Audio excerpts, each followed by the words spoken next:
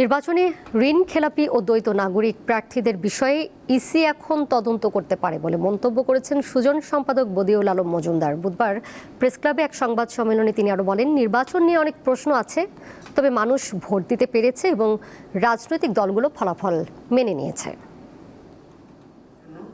বুধবার জাতীয় প্রেস ক্লাবে সুজনের দৃষ্টিতে ত্রয়োদশ জাতীয় সংসদ নির্বাচন ও গণভোট 2026 শীর্ষক সংবাদ সম্মেলনের আয়োজন করা হয়। সুজন সম্পাদকের সভাপতিত্বে এতে লিখিত বক্তব্য তুলে ধরেন সংগঠনের জাতীয় কমিটির সদস্য একরাম হোসেন। বড় আকারের পক্ষপাতের অভিযোগ পরিলক্ষিত হয়নি।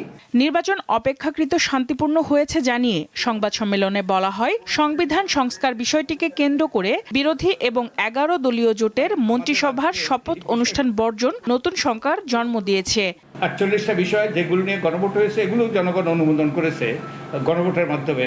তো আমি মনে করি যে তাদের শপথ না নেওয়ার কারণে জটিলতার সৃষ্টি হয়েছে। অভিযুক্ত ঋণ খেলাপি ও দ্বৈত নাগরিকদের প্রতিদ্বন্দ্বিতার সুযোগকে ত্রয়োদশ জাতীয় সংসদ নির্বাচনের সবচেয়ে উল্লেখযোগ্য ব্যর্থতা হিসেবে চিহ্নিত করেছে সংগঠনটি।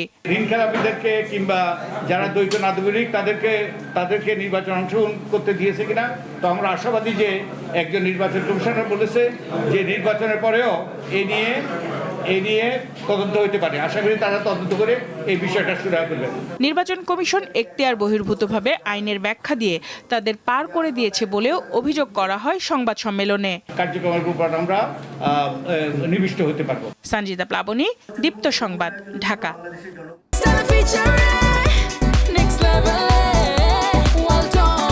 Side by side, free.